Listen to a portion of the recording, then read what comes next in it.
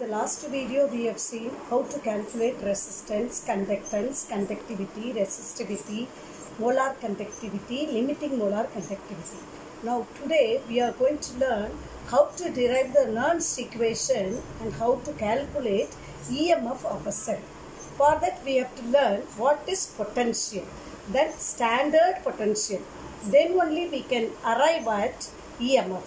Now let us see what is potential. Now when a metal rod is kept with its own metal ion solution, either from the rod it will oxidize and come into the solution, or from the solution the metal ion get reduced and deposit in the rod.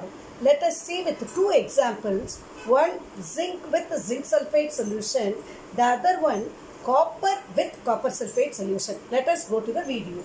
Now I am having zinc rod with zinc sulfate solution. See the arrow mark. From the zinc rod, the zinc ions comes and enter into the solution. Zinc rod solid changes into zinc 2 plus 2 electron. It undergoes oxidation. At the same time, you see copper rod I kept with copper sulfate solution. See the arrow mark.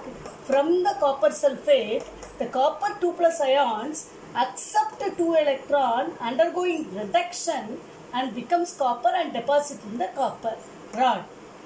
Why it is happening in the case of copper reduction? In the case of zinc oxidation, it depends upon the nature of the electrode and the concentration of the electrolyte. There is a potential created now due to reduction or due to oxidation between the electrode and the electrolyte. This is called potential. It may be oxidative potential or it may be reductive potential, depends upon the nature of the metal. Zinc, it is highly electropositive compared to copper. So zinc undergoes oxidation, copper undergoes reduction. Zinc is on the top of the series, metal activity series. Copper is at the bottom of the activity series. So it undergoes reduction, it undergoes oxidation. It will show a oxidative potential, it will show reductive potential. Oxidative potential will be most of the time negative only. Let us measure. How to measure this potential? This is only half cell, not complete galvanic cell. It is a half cell. So how to measure it? We have to connect it with another half. But that half cell should not produce any potential. Where to go for such a half cell? Yes, SHE help us. What is SHE? Standard hydrogen electrode. It consists of a platinum wire with a platinum loop, which is kept in 1 molar HCl solution. This molarity is very important. 1 molar HCl into which 1 atmospheric hydrogen is bubbled. So it will produce a potential of E0 is standard electrode potential. 0 volt. It is not OV, it is 0 volt. So this can act as a reference electrode. It can be connected with zinc sulfate or copper sulfate to measure the oxidative potential of zinc sulfate or reductive potential of copper sulfate. How to connect it? Let us see. SHE can act as anode or cathode, depends on with whom it is connected. That is very important. When you connect it with zinc sulfate, if you remember the activity series, hydrogen is below, zinc is on the top. Whichever metal is on the top, that is more electropositive, so it will undergo oxidation. Whichever is below, that will undergo reduction. So when you connect, see here, I am having zinc with a zinc sulfate. I am connecting with SHE. Hope you can understand this is SHE. So I am connecting. Why I am connecting zinc sulfate in the left side and hydrogen SHE in the right side? Because whichever is in the right side will act as a cathode. Whichever is on the left side, it will act as anode. So zinc acts as anode. hydrogen SH act as cathode. Here also 1 molar HCl I am taking, here 1 molar zinc sulfate. So it is a setup of a galvanic electrochemical cell in order to find out the standard electrode potential of zinc when it is kept with 1 molar zinc sulfate. How to represent the cell? Always you have to keep anode or anodic electrolyte. Which is anode? Zinc is anode. Zinc sulfate 1 molar solution is anodic electrolyte. The two lines I am drawing. What is this two lines means? It is called salt bridge. Can you see a bent tube I have kept and connecting these two beakers? One is kept with zinc sulfate, the other one is kept with 1 molar HCl. This zinc sulfate beaker and the SH beaker, they are connected by a inverted tube. This inverted tube, U-tube, containing agar-agar solution like this inverted tube, U-tube, in which potassium chloride with agar-agar solution will be there. What is the use of this? You know, zinc will undergo oxidation. Zinc gives zinc 2 plus 2 electron. It undergoes oxidation. At cathode, what will happen? The H plus ion, you have taken 1 mole of HCl. That will take up the 2 electron and become hydrogen. So what is the net reaction? 2 electron cancel. Zinc solid plus 2H plus aqueous 1 molar. Then zinc 2 plus, that is also aqueous 1 molar plus hydrogen. This is the net reaction. In the net reaction, you are getting lot of zinc 2 plus ion. Because it is coming and entering into the zinc 2 plus ion will increase here. So what will happen? There will be accumulation of lot of zinc 2 plus ion here. Here H plus ion is going. So the Cl minus will be left alone. That will accumulate near platinum electrode. To avoid this accumulation of ions near the electrode and to maintain the electrical neutrality, we are using this salt bridge.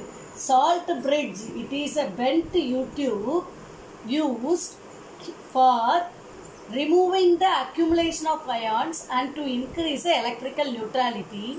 It contains KCl with agar-agar solution. Now, we are having a galvanometer. You know, E0 oxidation, what we are getting out of this galvanic cell, we will be getting standard electrode potential of zinc with zinc sulfate solution. That will be always, there is a formula, E0 of any cell will be equal to E0 cathode minus E0 anode. Which is the cathode here? I already told SH.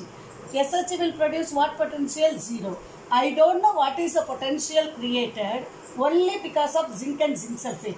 But the net value, because of the two half cells, I will get the value. That from the galvanometer I have measured, it is 0.76. So what is the anode potential? That is only because of the zinc sulfate. What is the value? Minus 0.76. So hope you understand. This minus value denotes that it is the oxidative potential when zinc sulfate of 1 molar solution is kept along with SH. Now let us see the same thing for copper sulfate using SH.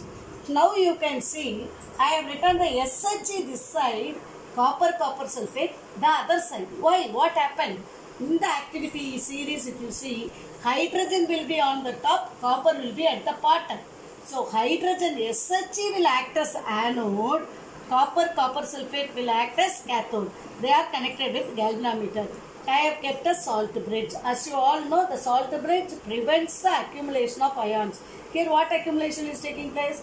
In SH, anodic reaction is taking place. Copper with the copper sulfate of 1 molar, reduction will take place because it acts as cathode. How to represent the cell? I told always representing the cell is anode or anodic electrolyte, salt bridge. What is the two line means? Salt bridge, cathodic electrolyte or cathode. So which is the anode here? Hydrogen, which you are bubbling with the platinum electrode, that is the anode. Then H plus ion 1 molar concentration, that is the anodic electrolyte. Electrolyte only will have with the charge of ion. With the ion charge you have to write only electrolytes. H plus ion with 1 molar. Now let us go to the cathodic electrolyte. Which is the cathodic electrolyte? Copper 2 plus ions with 1 molar. with copper. The 1 molar is very, very important in order to calculate the standard electrode potential. So this is a cell representation for calculating SHE of copper with copper sulfate when it is connected with SHE. Standard electrode potential, reduction potential it is. E naught reduction is equal to, some formula will be the same. E naught cathode minus E naught anode. Which is the cathode? Copper sulfate. We don't know. X we are putting. Minus SHE value already we have learnt, it is 0 potential because it's a reference electrode. The value we are getting from the galvanometer is 0.34. So what is the value of the X? X will be equal to 0.34. It is positive. Why it is positive? Because what we are calculating is standard reduction potential. Standard reduction potential will be positive. Standard oxidation potential will be most of the time negative. If at all it is positive, means very less positive only. So in the second case, what is the anode? Hydrogen gives H plus 2 electron. Cathode, the copper 2 plus ion will accept the 2 electron and become copper. 2 electron cancel. H2 plus Cu2 plus gives 2H plus aqueous 1 molar. Then copper solid we are getting. It's very important. The hydrogen we are using is 1 bar pressure. Now we have calculated a standard electrode potential. Now we are going to remove these SHEs and we are going to connect directly the two half cells, that is zinc sulfate with copper sulfate. Now you all know, in your mind you have to think which one I have to keep it in the left side, which one you have to keep it in the right side. In the next slide we will see how to calculate the EMF of the galvanic cell using zinc sulfate and copper sulfate. Then how to calculate delta G, that is a Gibbs free energy change, and all those things we will see in the next video.